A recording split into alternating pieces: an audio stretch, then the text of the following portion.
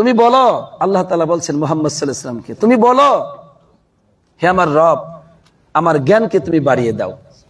এখন ইমাম লা ইলাহা ইল্লাল্লাহ ইমাম সিরাজউদ্দিন আল হাম্বলী রাহমাতুল্লাহ আলাইহি, এখন তিনি কি বলছেন? তিনি বলছেন ফালাউ কানা শাইউন আশরাফা মিনাল ইলমি, ফালাউ কানা শাইউন আশরাফা মিনাল ইলমি লা আমারাল্লাহু তাআলা নাবিয়্যাহু লিতালাবিল মাজিদ মিনহু। সুবহানাল্লাহ। বলছেন এই পৃথিবীতে ইলমের চাইতে যদি অধিক সম্মানিত, অধিক কল্যাণকর, অধিক দামি কোন বস্তু যদি থাকতো, তাহলে আল্লাহ তাআলা মুহাম্মদ সাল্লাল্লাহু আলাইহি ওয়াসাল্লামকে আদেশ করতেন ওই বস্তুটি যেন আল্লাহর কাছে তিনি বেশি করে চান। সুবহানাল্লাহ। যেমনটি আল্লাহ তাআলা এই আয়াতের মধ্যে তিনি আদেশ করলেন, হে রাসূল, আপনি আমার কাছে ইলম আপনার বৃদ্ধি হোক, এই বিষয়টি আপনি আমার কাছে চান। সুবহানাল্লাহ। এর মানে প্রিয় ভাইয়ের আমার, পরিষ্কার হয়ে গেল যে পৃথিবীতে ইলমের চাইতে শ্রেষ্ঠ অর্জন আর কিছু হতে পারে না। আপনি অনেক সম্মানিত মানুষ হতে পারেন, কিন্তু জ্ঞান নাই, আল্লাহর কাছে আপনার কোনো মূল্য নেই। অনেক টাকার মালিক হতে পারেন, আপনার মধ্যে অসংখ্য অকল্যাণে ভর্তি, আপনি জানেন না। আপনি রাত এবং দিন টাকার জন্য পাগল পারা, কিন্তু জ্ঞানার্জনের সাথে আপনার সম্পর্ক নেই। মনে রাখবেন, আপনার মধ্যে অসংখ্য অকল্যাণে আপনি জর্জরিত, কিন্তু আপনি জানেন না। জানবেন, আজ নয় 10 বছর জ্ঞানার্জন করুন, পরে জানবেন কোথায় ছিলাম আমি সেদিন। 10 বছর পরে বুঝবেন কোথায় ছিলাম আমি, অজ্ঞতার জগতে ছিলাম। এখন যেমন আপনারা বলেন যারা তাওহীদ বুঝেছেন, যে কোথায় ছিলাম তাওহীদ বুঝার আগে, মনে করছিলাম পৃথিবীতে শ্রেষ্ঠ আল্লাহ আমি, এখন দেখি আমার মতো খারাপ মানুষই নেই। আমি মনে করেছিলাম আমি একদম জান্নাতুল ফেরদাউসের সেই কিনারায় পৌঁছে গেছি, এখন দেখি যে আল্লাহ ভালো জানে আমার কি হবে। এটা আপনারাই বলেন, জাগের ইবাদত তাহলে সেগুলো কোথায় গেছে? আগে যে এত কিছু করছি, এখন তো ভয় হইতেছে, এগুলো কিচ্ছু হয় নাই। তো প্রিয় ভাইরা আমার, হেদায়েত পাওয়ার পর আপনি নিজেই বলেন। এজন্য বলি যে আজকে আমাদের মাঝে জ্ঞান নাই কারণে আমরা মনে করি আমরা শ্রেষ্ঠ, আমরা মনে করি আমরা উত্তম, আমরা মনে করি আমি সবচেয়ে ভালো মানুষ, আমরা মনে করি আমি অনেক কল্যাণের মধ্যে আছি আলহামদুলিল্লাহ, কিন্তু জানি না যে আমার মধ্যে অসংখ্য অকল্যাণ আমাকে গ্রাস করেছে। আমি অকল্যাণের সাগরে হাবুডুবু খাচ্ছি, কিন্তু এলেম নেই কারণে বুঝি না। আল্লাহ আমাদেরকে বুঝবার তৌফিক দান করুক, আমিন। তাহলে এলেম অর্জন করার দরকার আছে না নাই? সন্তানদেরকে কি শিখাবেন? এলেম শিখাবেন। স্বামী স্ত্রী মিলে জ্ঞান চর্চার দরকার আছে না নাই? না শুধু গীবত করে অমুকে কি করলো, অমুকে কি করলো, এগুলো না। কোনটা আমরা সবচেয়ে উত্তম যেটা ইলম, এটা নিয়ে চর্চা করবো। একটা হাদিস পড়বো, দুইজনে মুখস্থ করবো, অসুবিধা কি? কোরআনের একটা আয়াত পড়েন, মুখস্থ করেন, আলহামদুলিল্লাহ। একজন আরেকজনকে একটা সূরা শিখান ঘরের মধ্যে বসে। হুদাহুদি সারাদিন আজে বাজে কথা গল্প করে কি লাভ? আমাদের কোনো লাভ নেই। বরং আজে বাজে কথা যদি বলেন, শয়তান হঠাৎ করে আপনি আল্লাহর স্মরণ থেকে উদাসীন থাকবেন, এর মধ্য দিয়ে কোন সময় গীবত করবেন, দুইজনে বুঝবেনও না। গীবত করতে করতে আধা ঘন্টা চলে যাবে। তাহলে আধা ঘন্টা কি ফরজ কাজ করলেন, নাকি নফল কাজ করলেন, না পাপের কাজ করলেন? পুরাটাই পাপ, পুরাটাই কবিরা গুনাহ। গীবত করা কবিরা গুনাহ, নাউজুবিল্লাহ। আল্লাহ আমাদেরকে হেফাজত করুক, আমিন। আল্লাহ আমাদেরকে তুমি হেফাজত করো, আমিন। প্রিয় ভাইয়ের আমার, এবার লক্ষ্য করুন, ইমাম আহমদ বিন হাম্বল রাহমাতুল্লাহ আলাইহি, তার একটা কথা আপনাদের সামনে বলবো। তিনি কে ছিলেন? তিনি ছিলেন ইমাম বুখারী রাহমাতুল্লাহ আলাইহি এর উস্তাদ। তিনি ছিলেন তার জগতে শ্রেষ্ঠ আলেম। তিনি ছিলেন তার গোটা জীবনটাই ইলমে দ্বীন অর্জনের জন্য ব্যয় করেছেন। সুবহানাল্লাহ। তার মা এমন একজন মা ছিলেন, সন্তানকে পাঠিয়ে দিয়েছেন, যাও আলেম হয়ে পরে বাড়িতে আসবা। তিনি সেখানে বছরকে বছর কাটিয়ে দিয়েছেন। এবং এরপরে আমার মনে নাই ঘটনাটি, সম্ভবত মাকে উনি আর পান নাই। ইলমে দ্বীন অর্জন করে যখন আসছেন, মাকে মনে হয় পান নাই, এরকম হতে পারে। তো বিষয়টা হলো যে এইভাবে তারা জ্ঞানের জন্য জীবনকে উৎসর্গ করেছেন। তিনি কি বলছেন শুনেন। তিনি একটি কিতাব লিখেছেন, মুসনাদ আহমদ, একটা হাদিসের কিতাব। গোটা পৃথিবী বিভিন্ন জায়গায় ভ্রমণ করে করে অনেক উলামায়ে কেরামদের কাছে গিয়ে গিয়ে 40 খণ্ডের একটা বই, আলহামদুলিল্লাহ। লাইব্রেরিতে যাবেন, মসজিদে নববীতে মুসনাদ আহমদ দেখে আসবেন, দেখবেন যে এই পাশ থেকে নিয়ে ওই পাশ পর্যন্ত 40টা খণ্ড। একটা মানুষ কেমন করে বইটা লিখলো, আবার কিভাবে সনদগুলো তিনি নিয়ে এসেছেন, সুবহানাল্লাহ। তাদের এই খেদমত যদি আপনি বুঝেন, আপনার মানে আপনি আশ্চর্য হয়ে যাবেন যে সুবহানাল্লাহ, এই মানুষগুলো কিভাবে দিনের খেদমত করেছেন। তার ছাত্র হচ্ছে ইমাম বুখারী রাহমাতুল্লাহ আলাইহি। প্রিয় ভাইরা আমার, লক্ষ্য করুন, তিনি বলছেন আন-নাস ইলাল ইলমি আহওয়াজু মিনহুম ইলাত তাআমি ওয়াশ শারাব লিআন্না আর-রাজুলা ইয়াহতাজু ইলাত তাআমি ওয়াশ শারাবি ফিল ইয়াওমি মাররাতান ওয়া মাররাতাইন ওয়া হাজাতুহু ইলাল ইলমি বিআদাদি আনফাসিহি।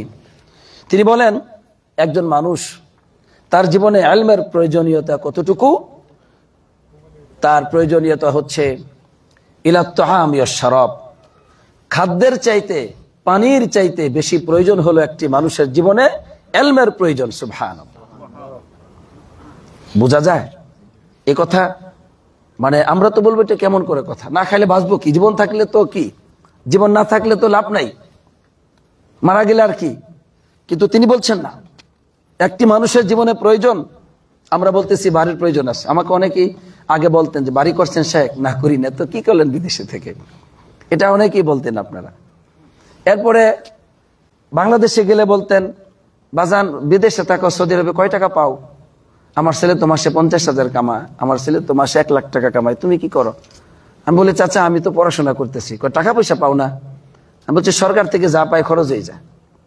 কয় তাহলে ওখানে কেন গেছো? মানুষ বুঝে না এলমের যে প্রয়োজন আছে, বুঝে না। আমরা অনেক সময় মানুষের সাথে দেখা করতে লজ্জা পাইতাম, অনেক মানুষের কাছে গিয়ে বলতাম যে সৌদি আরবে পড়াশোনা করি। কই পড়াশোনা করতে গেছো, টাকা পয়সা লাগবে না, জীবনে কি চলবা? তো এটা কিন্তু আমাদের সমাজের অবস্থা। আসলেই আমরা সত্যি লজ্জাবোধ করতাম, অনেক মানুষের কাছে আমরা যাইতামই না, গেলে জিজ্ঞেস করে কয় টাকা কামাইছো, কয় টাকা নিয়ে আইলা বাজান এবার বাড়িতে।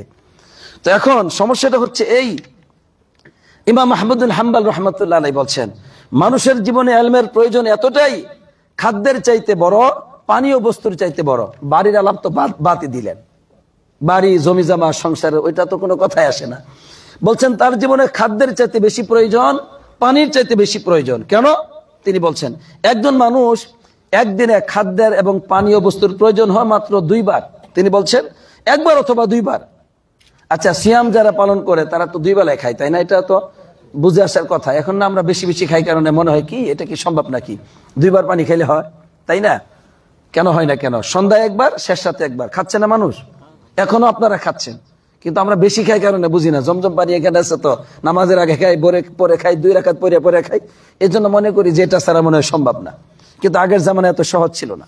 নবী করিম সাল্লাল্লাহু আলাইহি ওয়াসাল্লাম মক্কায় যেতেন, ওই যে বদরের রোডে আপনার যাওয়ার পথে পড়ে, তাই না, একটা খুব কি জানি বিরা রওহা, ওখানে গিয়ে অবস্থান করতেন, ওখান থেকে পানি নিতেন, ওই মক্কায় যেতেন, আবার আসার সময় এখানে এসে পানি খেতেন, মদিনায় আসতেন। তো বোঝার দরকার আছে আমাদের। ইমাম আহমদ বিন হাম্বল রাহমাতুল্লাহ আলাইহি বলছেন একটা মানুষ খাদ্য এবং পানীয় বস্তুর সারাদিনে প্রয়োজন হয় মাত্র 1 বার, আও মাররাতাইনি, 1 বার হলে যথেষ্ট। বলছেন আও মাররাতাইনি অথবা 2 বার, এর বেশি না। ওয়ালাকিন, কিন্তু ওয়া হাজাতুহু ইলাল ইলমি, জ্ঞানের প্রয়োজন তার জীবনে এতটাই বেশি, বিআদাদি আনফাসিহি, তার যতটা শ্বাস প্রশ্বাস রয়েছে জীবনে, ওই ততটুকু শ্বাস প্রশ্বাস সমপরিমাণ তার জ্ঞানার্জনের জন্য সে প্রয়োজন। সুবহানাল্লাহ। কারণ আমি এটা পড়ার পরে চিন্তা করলাম যে এটা কেমনে হতে পারে। বাস্তবে তাই। আমাদের জীবনটা কিসের উপর বলুন তো? শ্বাস প্রশ্বাসের উপর, ঠিক না? জীবিত আছেন মানে কি আপনার কি আছে? শ্বাস প্রশ্বাস আছে বলে আপনি জীবিত। এটাই জীবন বলো, তার কিচ্ছু না। এটা নেই, শেষ। এর মানে এই শ্বাস প্রশ্বাসের দ্বারা জীবন আপনার চলছে। এই শ্বাস প্রশ্বাসের এই জীবনের কোনো মূল্য নেই ইলম ছাড়া। সুবহানাল্লাহ, কোনো মূল্য নেই। চতুষ্প জন্তুর মতো কোনো লাভ নেই আপনার এই জীবনের এই শ্বাস প্রশ্বাসের, যদি সেখানে আল্লাহর ইবাদত না থাকে। সেখানে এই একটি শ্বাস প্রশ্বাস আমি নিলাম আর গ্রহণ করলাম, আমি ছাড়লাম, কোনো লাভ হলো না যদি এর মাধ্যমে আল্লাহর গোলামি না হয়, এর মাধ্যমে যদি আল্লাহর শুকর না হয়, এর মাধ্যমে যদি আল্লাহর ইবাদত না হয়, এটা যদি অনর্থক হয়ে যায়, এটা যদি পাপ কাজ হয়ে যায়, তাহলে আমি নষ্ট করলাম আমার জীবনকে। নাউজুবিল্লাহ। এজন্য এত বেশি প্রয়োজন ইলমের। সুতরাং ইলম ছাড়া কোন জীবনেও আপনি শ্রেষ্ঠ হতে পারবেন না। ইলম ছাড়া আপনি চতুষ্প জন্তুর মতো হয়ে যাবেন। নাউজুবিল্লাহ। আমরা মনে করি ভালো খাবো, ভালো পড়বো, ভালো গাড়ি বাড়িতে চলবো, এটাই মনে হয় জীবন। না, এটা জীবন না। জীবন হচ্ছে আল্লাহর ইবাদত করব বিশুদ্ধভাবে, আল্লাহকে বিশুদ্ধভাবে জানবো, বিশুদ্ধভাবে আল্লাহর গোলামি করব, আমার জীবন আল্লাহর ইবাদত আমি কাটাবো। এটা হচ্ছে সুন্দর জীবন, আলহামদুলিল্লাহ। এজন্য আমি একটা উদাহরণ দিতে পারি যে লা ইলাহা ইল্লাল্লাহ, লক্ষ্য করুন আপনার জীবন আর কাফেরদের জীবনের মধ্যে একটা পার্থক্য আপনাকে দেই। আল্লাহ বলছেন আল্লাযীনা কাফারু ইয়াতামাত্তাউন ওয়া ইয়াকুলুন কামা তাকুলুল আনআমু ওয়ান নারু মাসওয়াল লাহুম। কাফেররা খায় এবং ইয়াতামাত্তাউন, জীবন দ্বারা উপভোগ করে, দুনিয়ার নারী দ্বারা উপভোগ করে, মদ উপভোগ করে, সুন্দর বাড়ি গাড়ি, সুন্দর পরিবেশ, দৃশ্য, সাগরের বাতাস সব উপভোগ করে, সাগর, জলবাগ, স্থলবাগ, এই উপরে বায়ুপথ, সব পথ তারা উপভোগ করে। আল্লাহ বলছেন কাফেররা উপভোগ করে আর খায় কেমন? কামা তাকুলুল আনআম, যেমন চতুষ্প জন্তু যেমন খায়, নাউজুবিল্লাহ। এরপরে কি হবে? অন্নারু মাসওয়াল লাহুম, এরপরে তাদের স্থান হচ্ছে জাহান্নাম, নাউজুবিল্লাহ। এরপরে স্থান কি বলুন? জাহান্নাম। লক্ষ্য করুন। অতএব একজন মুমিন বান্দা সেও খায়, সেও উপভোগ করে, কিন্তু হালাল। সে কি খায়? হালাল খায়। সে যে উপভোগ করে সেটা হালাল বস্তু উপভোগ করে, আলহামদুলিল্লাহ। আর এই জন্য তার জীবনে সে জ্ঞানার্জন করে। এই জন্য মুমিন বান্দার জীবনে জ্ঞানার্জনের প্রয়োজন হয়। তাকে আল্লাহ সম্পর্কে জানতে হয়, আল্লাহ নাম গুণাবলী সম্পর্কে জানতে হয়, এরপরে তাকে নবীজির আদর্শ সুন্নাহ সম্পর্কে জানতে হয়, তার দিন সম্পর্কে সঠিক জ্ঞান তাকে অর্জন করতে হয়, যাতে করে এই জ্ঞান দ্বারা যথাযথভাবে সে আল্লাহর ইবাদত করতে পারে। এজন্য মুমিন বান্দা সে শুধু খাওয়ার জন্য জীবিত আছে তা না, সে শুধু উপভোগ করার জন্য তার জীবন তা না, সে শুধু সুন্দর বাড়িতে গাড়িতে চলবে, তার বাসায় এসি থাকবে, তার আরাম আয়েশ থাকবে, ব্যবসা বাণিজ্য থাকবে, এই জন্য মুমিন বান্দার জীবন হতে পারে না। মুমিন বান্দার ব্যবসা থাকবে, অসুবিধা নেই, কিন্তু সেটা মানুষের কাছে হাত পাততে যেত না হয়, হালাল পথে যেন সে উপার্জন করতে পারে এই জন্য। এবং সেখানেও উদ্দেশ্য থাকবে মানুষের জন্য কল্যাণ হয়, আলহামদুলিল্লাহ। আমার ব্যবসা দ্বারা মানুষের জন্য কল্যাণ হয়, এটা উদ্দেশ্য থাকবে মুমিন বান্দার। সে বিবাহ করবে, শুধু নারী নয়, তার উদ্দেশ্য থাকবে নেক সন্তান এবং এই স্ত্রীর খেদমত করা, আল্লাহর আনুগত্যকে যথাযথভাবে সে আনুগত্য করবে, স্ত্রীর যথাযথ হক আদায় করবে, আল্লাহ এবং আল্লাহ রাসূল যে নির্দেশ তাকে দিয়েছে। নেক সন্তান, দায়ী সন্তান হবে, আল্লাহর গোলাম হবে, এই জন্য তার জীবন, আলহামদুলিল্লাহ। তাহলে সে সবকিছুই দুনিয়ার উপভোগ করে, আল্লাহ যেটা হালাল করেছেন আল্লাহর জন্য সে করে, আলহামদুলিল্লাহ। এই জীবনটাই জান্নাতি জীবনে পরিণত হবে, আলহামদুলিল্লাহ। কিন্তু যেই জীবন শুধু খায়, শুধু উপভোগ করে রাত এবং দিন, তার কোন দিক দিয়ে যাচ্ছে, এত টাকা পয়সা ইনকাম করতে গিয়ে তার নামাজের খবর নাই, এটা কখনো ভালো জীবন হতে পারে না। আপনি রুজি রোজগার করতে গিয়ে আপনার সালাত নাই, হিসাব করে দেখেন 5 ওয়াক্ত সালাত জামাতের সাথে আদায় করতে পারেন না। আপনার জীবনে খুবই কমই ঘটেছে ফজর নামাজ জামাতের সাথে আদায় করেছেন, জীবনে খুব কম ঘটেছে তাহাজ্জুদ পড়েছেন, জীবনে খুব কম ঘটেছে আপনি নফল ইবাদতগুলো করেছেন, সকাল সন্ধ্যা জিকির করেছেন, ঘুমানোর সময় জিকির করেছেন, ঘুম থেকে ওঠার পরে জিকির করেছেন, এগুলো জীবনে কম ঘটেছে অধিক টাকা ইনকাম করার জন্য। এটা কখনো ভালো আলামত হতে পারে না। কি করবেন? বলছে হুজুর বাজারে জমি কিনছি, আলহামদুলিল্লাহ। অনেকে এখানে আমি জিজ্ঞেস করি আবার, নামাজ পড়ে না, ভাই কি করলেন জীবনে? হুজুর বাজারে একটা দোকান করছি, আলহামদুলিল্লাহ, এখন আর চিন্তা নাই, আর 2-3 বছর থেকে দোকানটা সুন্দর করে সাজায় চলে যাবো, বাকি জীবন চলে যাবো, অনেক বড় আলহামদুলিল্লাহ দোকানটা কিনছি। নামাজ কয় সময় পাই না পড়ার জন্য, কথা বুঝলেন? ইবাদত নাই, এটা লানতি জীবন, এটা অভিশপ্ত জীবন। তোমার জীবন আর কাফের জীবনের মধ্যে পার্থক্য কি বলো? পার্থক্য এতটুকুই, তুমি মদিনায় থেকে নামাজ পড়ো না, আর কাফের রাষ্ট্রে থেকে নামাজ পড়ে না, পার্থক্য এতটুকুই। তোমার মা বাবা মুসলমান, তুমি নামে মুসলমান, তোমারও কোনো ইবাদত নাই জীবনে, ইবাদতের জন্য তুমি বেঁচে আছো না? তোমার কোনো চিন্তাই নাই আল্লাহর হক তোমার উপর আছে না নাই? তোমার কোনো চিন্তাই নাই যে আল্লাহর হক আছে তোমার উপর। ওই তোমার জীবন আর কাফেরের জীবন একই। কাফেরের কোনো চিন্তা নাই, তার উপর আল্লাহর কোনো অধিকার বা হক আছে। নাউজুবিল্লাহ। সম্মানিত দিনী ভাই বোনেরা, এজন্য আমাকে আপনাকে শুধু খাবারের জন্য জীবিত আমরা থাকতে চাই না, শুধু উপভোগ করার জন্য আমরা জীবন চাই না। আমাদের এই রাত শুধু ঘুমানোর জন্য নয়, আমরা ঘুমাবো যাতে করে সকালবেলা আল্লাহর গোলামি করতে পারি, এই জন্য ঘুমাবো। খাবো এই জন্য যেন শক্তিশালী হতে পারি, আল্লাহর ইবাদত যেন করতে পারি। ব্যবসা করবো এই জন্য, হালাল রুজির জন্য ব্যবসা করব। বাড়ি করবো এই জন্য যেন সেই বাড়িতে আল্লাহর গোলামি করতে পারি, সেই জন্য সেই বাড়িতে যেন স্ত্রী সন্তান নিয়ে সুন্দর জীবন গঠন করতে পারি, এলমে দ্বীনের চর্চা করতে পারি, মেহমানদারি করতে পারি আল্লাহর সন্তোষের জন্য, সেজন্য করব। আত্মীয় স্বজনদের খেদমত করব সেই বাড়িতে, এজন্য বাড়ি করব। এরকম পবিত্র নিয়ত থাকতে হবে। এর মানে আপনার আনফাস, আপনার এই যে শ্বাস প্রশ্বাস, এটা যেন অনর্থক না হয়, এই জীবন যেন অনর্থক না হয়। আল্লাহ হেফাজত করুক, আমিন। সম্মানিত দ্বীনী ভাই বোনেরা, লক্ষ্য করুন ইমাম নববী রহমাতুল্লাহ আলাইহি তিনি কি বলছেন। তিনি কত বড় আলেম ছিলেন। তিনি অল্প কিছু বছর জীবিত ছিলেন, এই 30-এর উপরে, 32, 33 বা 34 এরকম জীবিত ছিলেন ইমাম নববী রহমাতুল্লাহ আলাইহি। আমাদের চাইতে ছোট বয়সে মারা গেছেন। আমাদের বয়স তো 40-এর উপরে, উনি এত অল্প বয়সে মারা গেছেন। কিন্তু সহিহ মুসলিমের ব্যাখ্যা লিখেছেন, কতগুলো গ্রন্থ রেখেছেন, সবগুলি গ্রহণযোগ্য গ্রন্থ আলহামদুলিল্লাহ। তার জীবনীতে আছে তিনি ঘুমাইতেন কেমনে জানেন? দেওয়ালে পিঠ লাগিয়ে। কেন? কারণ ওই যে ক্লাস ছুটে যাবে, ইলমে দ্বীন অর্জনের ক্লাস ছুটে যেতে পারে উস্তাদদের পড়ার সময়, ওই সময়টা তার ক্ষতি হতে পারে, এই জন্য এভাবে ঘুমাইতেন। তো এভাবে তারা আল্লাহর এলেমটাকে এভাবে গুরুত্ব দিচ্ছেন। তো তিনি বলছেন, ইত্তাফাকা জামাআতুস সালাফ আলা আন্না আল-ইশতিগালা বিল ইলমি আফদল মিন আল-ইশতিগালি বিন নওয়াফিল বিনওয়াফিলিস সালাহ ওয়াস সাওমি ওয়াত তাসবিহ ওয়া নাহবি যালিকা মিন আমালিল বাদান।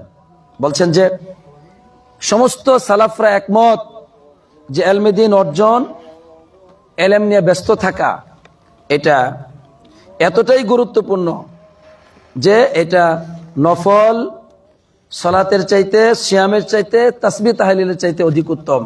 এভাবে অন্যান্য মিন আমালিল বাদান, শারীরিক যত ইবাদত আছে, আমল আছে, এগুলোর চাইতে উত্তম হলো ইলম নিয়ে মশগুল থাকা। সুবহানাল্লাহ। আজানটা শেষ হোক, পরে আমরা কথা বলি। আজানের জবাব দিবেন সবাই।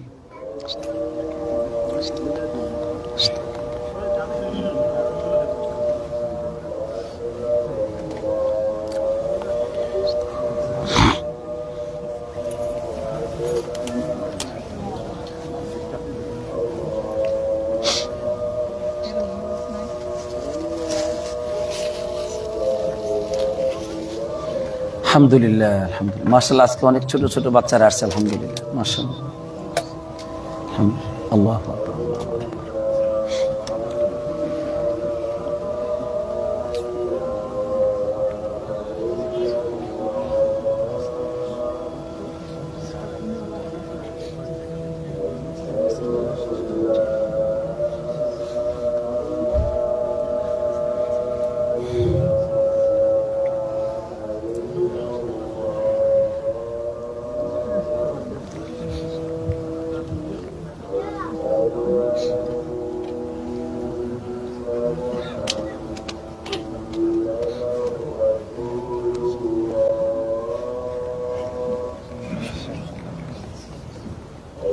সবাই হোয়াটসঅ্যাপে ঢুকে সেখানে আইডিটা শেয়ার করে ফেলেন। হোয়াটসঅ্যাপে গ্রুপে লিঙ্কটা দেওয়া হয়েছে।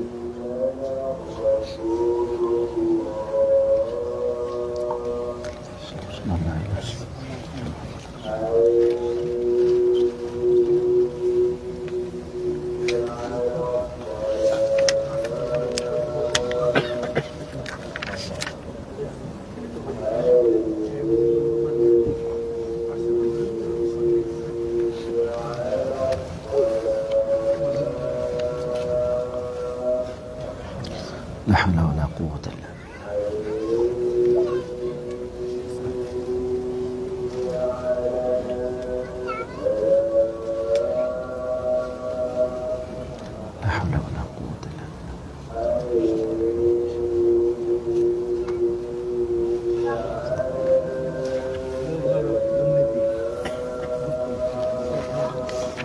লা হাওলা ওয়ালা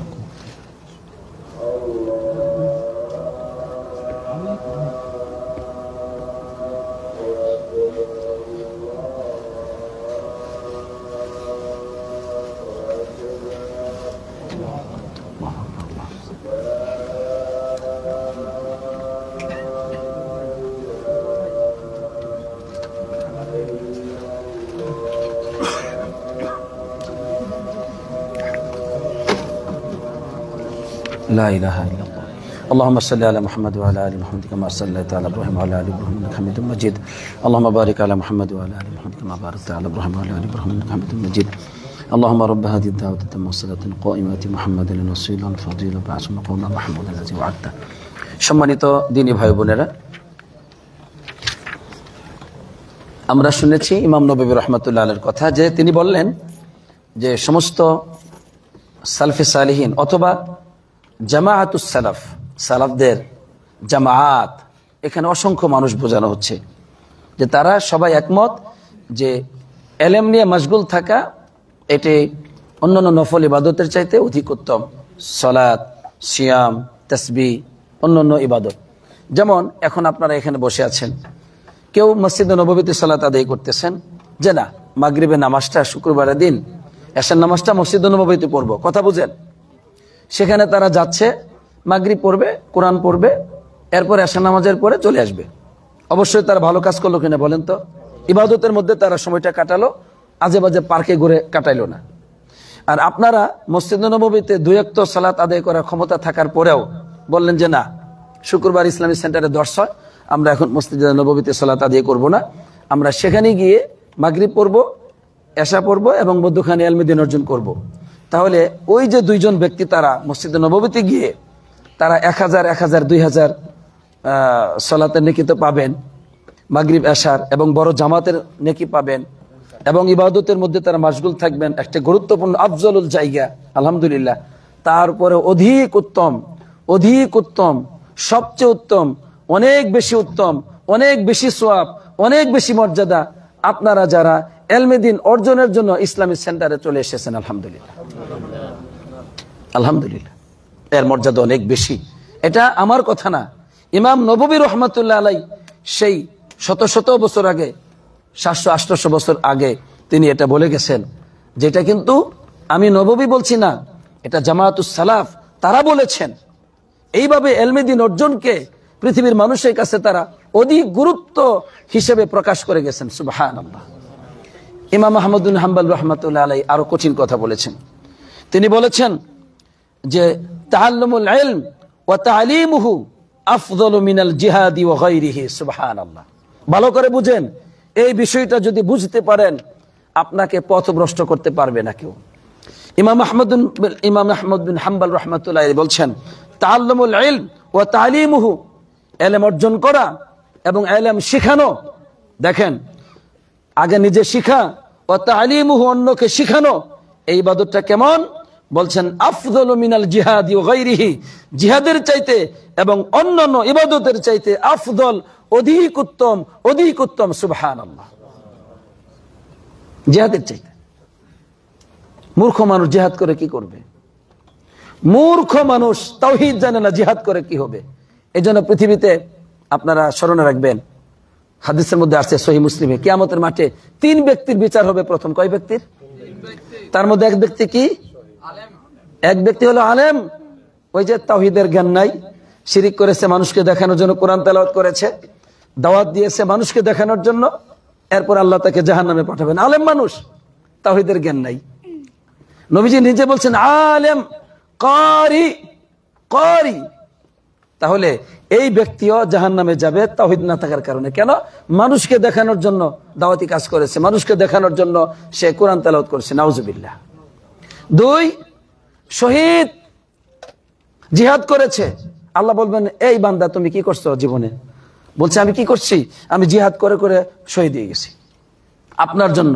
আল্লাহ বলবেন কাযাবতা, মিথ্যাবাদী, আমার জন্য না, তুমি জিহাদ করেছো মানুষ জাতি করে, তোমাকে জারি বলে, মানুষ জাতি তোমাকে মানে মুজাহিদ বলে, বীর বলে, মানুষ তো তোমাকে বীর বলেছে, এরপর উপর করে টেনে হেসতে জাহান্নামে নিক্ষেপ করা হবে। তাহলে জিহাদকারী এলেম নাই কারণে এই জিহাদটা মানুষকে দেখানোর জন্য করেছে, ঠিক না? আর যার মধ্যে তাওহীদের জ্ঞান আছে সে কি একটা গ্লাস পানি মানুষকে খুশি করার জন্য দিবে? যাদের মধ্যে তাওহীদের জ্ঞান আছে কোনোদিন দিবে না। এক গ্লাস পানি সে দিবে না মানুষকে খুশি করার জন্য, এক গ্লাস পানিও খাওয়াবে না। মানুষ খুশি হবে কি হবে এই মানুষ দিয়ে? তাওহীদ থাকলে মানুষের এই সম্মান মর্যাদা, মানুষের আধিপত্য, মানুষের বরত্ব এই আত্মা থেকে চলে যায়, আলহামদুলিল্লাহ। আর তাওহীদ না থাকলে মানুষ যাতে খুশি হয়, জনগণ যাতে কষ্ট না পায় আমার কথায়, আমি ভাইরাল বক্তা হতে হবে আমাকে, জনগণ যেন কষ্ট না পায়, কথা বুঝলেন? এই জন্য জনগণকে দেখানোর জন্য, জনগণ কি চা, জনগণ চাইতেছে এখন ময়দানে নামতে হবে, পছন্দ করবে, কয় নাম ময়দানে। অথচ এলেমের জন্য এত মানুষ আসে না। একটা সাধারণ বিষয়ে লক্ষ লক্ষ জনতা উপস্থিত হয়, একটি সাধারণ বিষয়কে ইস্যু করে লক্ষ লক্ষ জনতা উপস্থিত হয়, এলেমের জন্য আসে না। ইমাম আহমদ বিন হাম্বল রাহমাতুল্লাহ আলাইহি বলছেন, ওই সমস্ত আলোচনাগুলো শুনে দেখুন আপনারা, যেখানে লক্ষ লক্ষ মানুষ কোরআনের কয়টি তথ্য দিয়েছে, নবীজির আদর্শ কয়টি দিয়েছে, কয়টি সামাজিক অপরাধ থেকে সতর্ক করেছে, কয়টি তাওহীদের কথা বলেছে, কয়টি বেদাত সম্পর্কে, অন্ধকার সম্পর্কে সতর্ক করেছে, হিসাব করুন। 1-2 ঘন্টার আলোচনা, হিসাব করুন। প্রিয় ভাইরা আমার, ইমাম আহমদ বিন হাম্বল রাহমাতুল্লাহ আলাইহি বলেছেন, এইজন্য আমরা বলি আমরা সালফি সালিহিনদের পথে আছি, আমাদের পথ সালাফদের পথ। সালাফরা বলেছেন, তাআল্লুমুল ইলম ওয়া তা'লিমুহু, ইলম অর্জন করা, ইলম শিখানো, আফদালু মিনাল জিহাদি ওয়া গায়রিহি, জিহাদ এবং অন্য ইবাদতের চাইতে অধিক উত্তম বলা হয়েছে, সুবহানাল্লাহ। কারণ ইলম ছাড়া মুজাহিদ জাহান্নামী হয়, ইলম ছাড়া আলেম জাহান্নামী হয়। কোন আলেম? তাওহীদের ইলম নাই, ইলম ছাড়া জাহান্নামী হয়, ইলম ছাড়া ইবাদতকারী জাহান্নামী হয়, ইলম ছাড়া দাতা জাহান্নামী হয়। দাতা 3 নম্বর ব্যক্তিকে দাতা। আল্লাহ বলবেন কি দিছো দুনিয়াতে, কি করছো? বলছে এমন কোন কল্যাণের পথ নাই, খরচ করি নাই তোমার সন্তুষ্টির জন্য। আল্লাহ বলবেন না মিথ্যাবাদী, তোমাকে মানুষ যাতে দাতা বলে এই জন্য খরচ করছো, মানুষ তোমাকে দাতা বলেছে। এরপরে সুম্মা তুরিহা ফিন্নার, এরপরে তাকে জাহান্নামে নিক্ষেপ করা হবে, নাউজুবিল্লাহ। তাহলে ইলম ছাড়া, তাওহীদের জ্ঞান ছাড়া দাতা জাহান্নামী হয়, তাওহীদের জ্ঞান ছাড়া মুজাহিদ জাহান্নামী হয়, তাওহীদের জ্ঞান ছাড়া আলেম কারি জাহান্নামী হয়। তাহলে ইলম অর্জন করা দরকার আছে না নাই? তাই আমরা মানুষকে, আমরা যারা সালফে সালিহিনদের অনুসরণ করি, আমরা বলি সালাফদের পথে চলতে হবে, আমরা সবাই আপনাদেরকে তাওহীদের জ্ঞানের প্রতি উদ্বুদ্ধ করি, সুন্নাহর জ্ঞানের প্রতি উদ্বুদ্ধ করি, আমরা আপনাদেরকে এক আল্লাহর গোলামীর দিকে উদ্বুদ্ধ করি, নবীজির সুন্নাহকে আঁকড়ে ধরার প্রতি উদ্বুদ্ধ করি, শিরক এবং বেদাত থেকে, খুরাফাত থেকে, অন্ধকার থেকে আপনাদেরকে সতর্ক করি। আলহামদুলিল্লাহ, আল্লাহ আমাদের সবাইকে যা শুনলামের উপর আমল করার তৌফিক দান করুক, আমিন আমিন। সর্বশেষ 2 মিনিটের মধ্যে আমি আমার আজকের এই ক্লাস শেষ করছি। ইমাম ইবনুল কাইয়িম রাহমাতুল্লাহ আলাইহি তার একটি কথা বলেই তিনি বলছেন যে আস-সাআদা, সৌভাগ্যশীলতা, ইন্নামা হিয়া ফিল ইলমি। তিনি বলতেছেন, এই বইয়ের মধ্যে আছে, আস-সাআদা ইন্নামা হিয়া ফিল ইলমি, সৌভাগ্যশীলতা, সুন্দর জীবন, সুখময় জীবন, সফলকামী জীবন, এটা একমাত্র ইলমের মধ্যে সীমাবদ্ধ। সুবহানাল্লাহ, ইলমের মধ্যে সীমাবদ্ধ। ইলম নাই, কোনো সফলতা নাই, কোনো সুখ নাই, কোনো শান্তি নাই। বাহ্যিকভাবে টাকা হতে পারে, গাড়ি বাড়ি মালিক হতে পারে, জনগণের মালিক হতে পারে, রাষ্ট্রের মালিক হতে পারে, বাহ্যিকভাবে হতে পারে, ভিতরে অন্ধকার, অন্তর অন্ধকার। তার কাছে যত কাছে যাবেন দেখবেন অন্ধকার, অন্ধকার আর অন্ধকার, নাউজুবিল্লাহ। কারণ ইলম নাই তার। এজন্য বলছেন ওয়াস-সাআদা ইন্নামা হিয়া ফিল ইলমি, সাআদা, সুন্দর জীবন, সুখময় জীবন, কল্যাণকর জীবন একমাত্র ইলমের মধ্যে। এরপরে তিনি বলছেন যে এটা মানে আল্লাহ যাকে দেন সেই পায়, আল্লাহ যাকে দেন না সে পায় না। তবে মানুষ, অধিকাংশ মানুষ এই সৌভাগ্যশীলের এই পথ থেকে মানুষ দূরে। কেন? কারণটা হচ্ছে লি আসরি তরিকিহা, এই পথ অনেক কষ্টের পথ, ইলম দ্বীন অর্জনের পথ কষ্টের পথ, এবং মারারাতু মাবাদিহা, এর সূচনাটা খুব তিক্ত। আপনি ইলম দ্বীন অর্জন করতে আসবেন, বলবেন সাহেব কিচ্ছু বুঝে না, আপনি 1 ঘন্টা আলোচনা করলেন, কি করলেন কিছু বুঝলাম না। প্রথম এরকম হবে, মুখস্থ হবে না, বুঝবেন না, কি বলে ভালো লাগে না। কিন্তু ওইগুলি সুর যেখানে আছে ভালো লাগে, আপনার শুনলে তো চোখের পানি চলে আসে। তো এটা সমস্যা নাই। কিন্তু এই ইলমে দ্বীনের পথ যেটা সৌভাগ্যশীল হবেন, এটা কষ্ট, এখানে তিক্ততা আছে।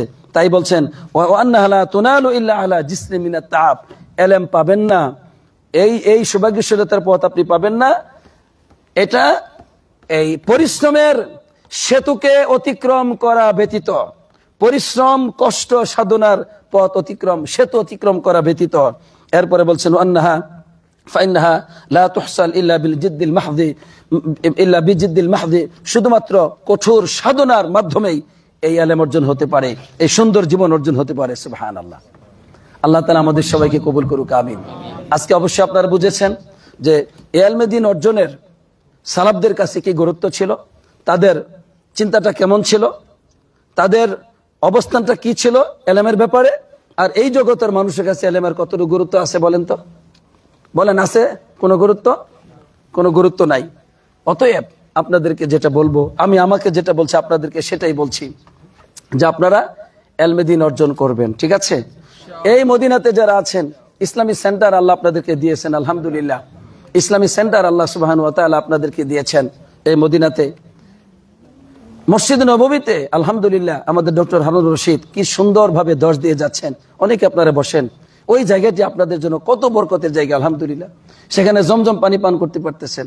তাই আপনারা রিজিক অন্বেষণের পাশাপাশি যতটুকু সময় পান, আলহামদুলিল্লাহ আপনারা ইসলামী সেন্টারে আসবেন, মসজিদ নববীতে যাবেন। আমাদের জয়নুল আবেদিন, ডক্টর জয়নুল আবেদিন ডক্টরেটে পড়তেছে, তবে আলহামদুলিল্লাহ উনি অনেক বড় আলেম, আলহামদুলিল্লাহ। আমরা তো বুঝি, আমরা চিনি। তো আলহামদুলিল্লাহ বিশুদ্ধ জ্ঞান চর্চা করছেন এবং প্রচার করতেছেন, ওনার আলোচনাগুলো শুনবেন, আলহামদুলিল্লাহ। তো এইভাবে করে মদিনাতে আপনারা জ্ঞান চর্চার মাধ্যমে জীবনটাকে ব্যয় করেন, অবশ্যই লস হবে না। আমি বলে দিলাম লস হবে না, ইনশাআল্লাহ আল্লাহ লাভ করে দিবেন, আলহামদুলিল্লাহ। কারণ এটা এমন একটি পথ, তিজারাতুল লান তাবুর, যেই ব্যবসার মধ্যে কোনো লস নেই, আলহামদুলিল্লাহ।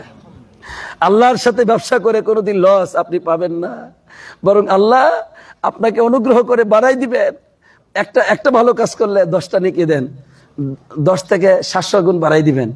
এবং ইলা আদাফিন কাসীরা, 700-র পরে আরো আছে। অতএব আল্লাহর সাথে ব্যবসা করে কোনো লস নেই। মানুষের সাথে ব্যবসা করে টুকটাক লস হতে পারে, কিন্তু আল্লাহ লস করবেন না। তাই আসুন আমরা আমাদের জীবনকে ইলমে দ্বীন অর্জনের জন্য ব্যয় করার চেষ্টা করি। আমরা ঘরে জ্ঞান চর্চা করব, প্রতিদিন কিছু পড়াশোনা করার চেষ্টা করব, এবং এই দর্শগুলি রেকর্ড হয়ে গেছে, এখন আপনারা এগুলো বারবার শুনবেন, দেখবেন যে আরো ইমান তাজা হবে। আল্লাহ তৌফিক দান করুন।